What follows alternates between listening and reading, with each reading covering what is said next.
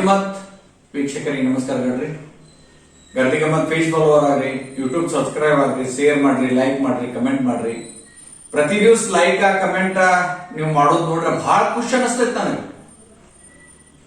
ಒಬ್ಬ ಯೂಟ್ಯೂಬ್ ಒಂದು ವಾಹಿನಿ ಸಂಪಾದಕರಿಗೆ ಇಂತ ಖುಷಿ ಆಗ್ತೈತ್ಲ, ನಾವು ಯಾವುದೇ ಒಂದು ಹೇಳು ವಿಷಯದ ಮ್ಯಾಗ ಅವ್ರ ಕಮೆಂಟ್ ಮಾಡೋದು ನೋಡ್ರ ಆ ಜೀವನದಾಗ ನಾವ ಒಂದು ಒಳ್ಳೆ ಕೆಲಸ ಮಾಡತ್ತೇವೆ ಅನ್ನೋದು ನಮಗೆ ಹೆಮ್ಮೆ ಅನ್ನಿಸ್ತೈತಿ.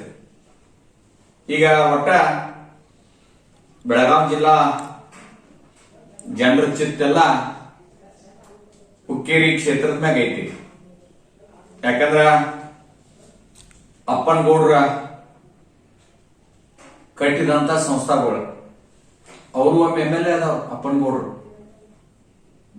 ಎಂದೂ ತಮ್ಮ ಮಕ್ಕಳ ನೌಕರಿ ಹಚ್ಚಲಿಲ್ಲ, ಸಹಕಾರಿ ಸಂಸ್ಥೆದೊಳಗ ಎಂದೂ ಅವರ ಕೈ ಕೆಸರು ಮಾಡಿಕೊಳ್ಳಿಲ್ಲ. ಅಪ್ಪನಗೌಡ್ರು MLA ಆದಾಗೂ ಮಾಡಿಕೊಳ್ಳಿಲ್ಲ, ಸಹಕಾರಿ ಸಂಸ್ಥೆಗಳನ್ನ ಕಟ್ಟಿದಾಗೂ ಅಪ್ಪನಗೌಡ್ರ ಹೆಸರು ಕೆಡಿಸ್ಕೊಳ್ಳಿಲ್ಲ. ಯಾಕಂದ್ರೆ ಎಲೆಕ್ಟ್ರಿಕ್ ಸೊಸೈಟಿ ಬಂತು, ಹಿರಾ ಶುಗರ್ ಬಂತು. ಇವತ್ತು ಮಿರ್ಸೋಸಿ ಇಂಜಿನಿಯರಿಂಗ್ ಕಾಲೇಜ್ದಾಗ ಅನೇಕ ಜನ ಇಂಜಿನಿಯರ್ ವಿದ್ಯಾರ್ಥಿಗಳು ಪಾಸ್ ಆಗಿ ಸಾಕಷ್ಟು ಸಾವಿರಾರು ಲಕ್ಷಾಂತರ ಕುಟುಂಬ ಇವತ್ತು ಬೆಳಕತ್ತಾರ. ಅಂತ ಒಂದು ಕಾಲೇಜ್ ಆಯ್ತು. ಇವತ್ತು ಘಟಪ್ರಭಾ JJ ಹಾಸ್ಪಿಟಲ್ ಆಯ್ತು, TAPCMS ಆಯ್ತು, APMC, PLD bank, Hukkeri taluka ಜಿಲ್ಲಾದಾಗಿನ ಅನೇಕ ಸಂಘ ಸಂಸ್ಥೆಗಳನ್ನ ಕಟ್ಟಿದವರ ಅಪ್ಪನಗೌಡ್ರು. ಇವತ್ತ ಈ ಒಂದು ಎಲೆಕ್ಟ್ರಿಕ್ ಸೊಸೈಟಿ ಇಲೆಕ್ಷನ್ ಬಹಳ ರಂಗೇರು ಎಲ್ಲಾ ಸಾಧ್ಯತೆಗಳು ಕಂಡು ಬರತ್ತಾವ.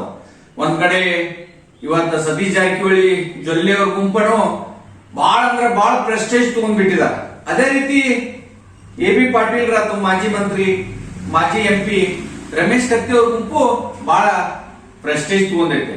ಯಾಕಂದ್ರೆ ಈಗಾಗಲೇ ಈ ಕಟಬಾಕಿದಾರ ಏನಿದ್ರಲ್ಲ, ರೊಕ್ಕ ತುಂಬಲಾರ್ಕ ಕಟಬಾಕಿ ಯಾದಿಯೊಳಗಿದ್ರು, ಎರಡೂ ಗುಂಪಿನವ್ರು ನಮಗ್ ಓಟ್ ಹಾಕ್ರಿ, ನಿಮಗ್ ಓಟ್ ಹಾಕ್ರಿ ಅಂತ ಹೇಳಿ ಕಟಬಾಕಿ ರೊಕ್ಕ ತುಂಬಿ ಅವ್ರನ್ನ ವೋಟರ್ ಲಿಸ್ಟ್ ದಾಗ ತಗೊಂಬರಾಕ ಗುದ್ದಾಡತ್ತಾರ. ಅದಿನ್ನೂ ವೋಟರ್ ಲಿಸ್ಟ್ ಫೈನಲ್ ಆಗಿಲ್ಲ. ಒಂದ್ 40-50 ಸಾವಿರನೇ ವೋಟರ್ಸ್ ಬರ್ತಾರಂತ ಒಂದ ಅಂದಾಜ್ ಐತೆ. ಇವತ್ತ ಈ ಎರಡೂ ಗುಂಪಿನವ್ರನ್ನ ಜನ ಮಾತಾಡಿದ್ದ ನಾ ಅಲ್ಲ, ಆ ಹುಕ್ಕೇರಿ ತಾಲೂಕಿನ ಜನ ಮಾತಾಡಿದ್ದ ನಿಮ್ ಮುಂದೆ ಚರ್ಚೆ ಮಾಡತ್ತೆ. ನಾನು ಇದು ಚರ್ಚೆ ಆಗ್ಬೇಕು, ಕಮೆಂಟ್ ಆಗ್ಬೇಕು, ನಿಮ್ಮ ಶೇರ್ ಮಾಡ್ಬೇಕು, ಲೈಕ್ ಮಾಡ್ಬೇಕ. ನಾವು ಮಾತಾಡಿದ್ ಹೇಳವ್ರಷ್ಟ, ಓಟ್ ಹಾಕವ್ರ ಯಾವ ಪೆನಲ್ಗೊಂಡು ಆರಿಸ್ ತಗೊಂಡ್ಬರೋದು ಅಲ್ಲೆಲ್ಲಿ ಅವ್ರವ್ರ ವೈಯಕ್ತಿಕ ಅಭಿಪ್ರಾಯ. ಆದ್ರೆ ಜನ ಮಾತಾಡಿದ್ದನ್ನ ಅದನ್ನ ಮಾತಾಡಕ್ ಆಗ್ಲಾರ್ದಂತ ವಿಷಯಗಳು ನಿಮ್ ಮುಂದೆ ಇಡ್ತಿರ್ತೀವಿ ನಾವು. ಇವತ್ತ ಎರಡೂ ಗುಂಪಿನವ್ರು ಇವತ್ತ ಒಂದು ಗುಂಪ DT ಪಾಟೀಲ್ ಅಪ್ಪನಗೌಡ್ರ ಫೋಟೋಗಳು ಹಾಕೊಂಡ ನಾವು ಪೆನಲ್ ಮಾಡ್ತೀವಿ ಅಂತಾರು. ಇನ್ನೊಂದು ಗುಂಪ ಅಪ್ಪನಗೌಡ್ರ, ಬಸಗೌಡ್ರ, ವಿಶ್ವನಾಥ್ ಕತ್ತಿ ಅವ್ರ ಫೋಟೋಗಳು ಇಟ್ಕೊಂಡ ಅದ ಹೆಸರು ಮ್ಯಾಗ ನಾವ ಪೆನಲ್ ಮಾಡ್ತೇವೆ ಅಂತ ಎರಡೂ ಗುಂಪ ತುರುಷದಿಂದ ಇಲೆಕ್ಷನ್ ಮಾಡಕ್ ನಿಂತಾರ. ಇವತ್ತ ಏನ್ ಹೇಳಿಲ್ಲ ನಾನು, ಯಾವ ಆಶ್ವಾಸನೆಗಳು ಕೊಡೋದಾತು, ಕೆಲಸಗಳಾತು, ಯಾರ ಮತದಾರ ಏನ್ ಹೇಳ್ತಾರಲ್ಲ ಯಾವುದಕ್ಕೂ ಇಲ್ಲ. ಒಟ್ಟ ಇಡೀ ಜಿಲ್ಲೆಯ ರಾಜಕಾರಣ ಚಿತ್ತ ಈ ಒಂದು ಹುಕ್ಕೇರಿ ಕ್ಷೇತ್ರ ಎಲೆಕ್ಟ್ರಿಕ್ ಸೊಸೈಟಿ ಮ್ಯಾಗ ಐತೆ. ಯಾಕಂದ್ರ ಈ ಒಂದು ಚುನಾವಣೆ ಎರಡು ಗುಂಪಿಗೆ ಪ್ರೆಸ್ಟೇಜ್. ಇದು ಇಲೆಕ್ಷನ್ ಆತಂದ್ರ ಇಲ್ಲಿ ಪೆನಲ್ ಟು ಪೆನಲ್ ಬರ್ಬೇಕು, ಅರ್ಧ ಬರ್ಬೇಕು, ಹಿಂಗೇನು ಇಲ್ಲ. ನಮಗ್ ಪೆನಲ್ ಬರ್ಬೇಕಂತ ಒಂದು ಹೋರಾಟ ಅಥವಾ ಒಂದು ರಾಜಕೀಯ ಗುದ್ದಾಟ ಇಲ್ಲಿ ಕ್ಷೇತ್ರದಾಗ ನಡೆದೈತೆ. ಆದ್ರೆ ಅಲ್ಲಿ ಮತದಾರ ಏನ್ ಕೇಳ್ತಾರಲ್ಲ, ಇವತ್ತ ದಿವಂಗತ ಅಪ್ಪನಗೌಡ್ರು ಇದ್ದಾಗ ಯಾವ್ಯಾವ ರಾಜಕಾರಣಿಗಳು ಏನೇನ್ ಮಾಡಿದ್ರು, ಯಾವ್ಯಾವ ಸಂಘ ಸಂಸ್ಥೆಗಳ ಪರಿಸ್ಥಿತಿ ಏನಾಗೈತಿ, ಇವತ್ತೇನ ನಾಯಕರೆಲ್ಲ ಮಾಡತ್ತಾರಲ್ಲ ಅವ್ರು ಯಾವ್ಯಾವ ಸಂಘ ಸಂಸ್ಥೆಗಳ ಬಗ್ಗೆ ಏನೇನ್ ಮಾಡಿದಾರೋ ಎರಡೂ ಗುಂಪಿನವ್ರು ಕೇಳ್ತಾರ. ಕೆಲವೊಂದ್ ಮಂದಿ ಸಹಕಾರ ರಂಗದೊಳಗ ಒಳ್ಳೆ ಹೆಸರು ಗಳಿಸಿ ಯಶಸ್ವಿ ಮಾಡಿದವರು ಅದಾರ ಎರಡು ಗುಂಪಿನಾಗ ಕೆಲವೊಂದು ಸಹಕಾರಿ ಸಂಸ್ಥೆಗಳನ್ನ ಅವ್ರನ್ನ ಕೀಲಿ ಹಾಕು ಮಟ್ಟಕ್ಕೆ ತಂದವರು ಅದಾರ ಎರಡು ಗುಂಪಿನಾಗ.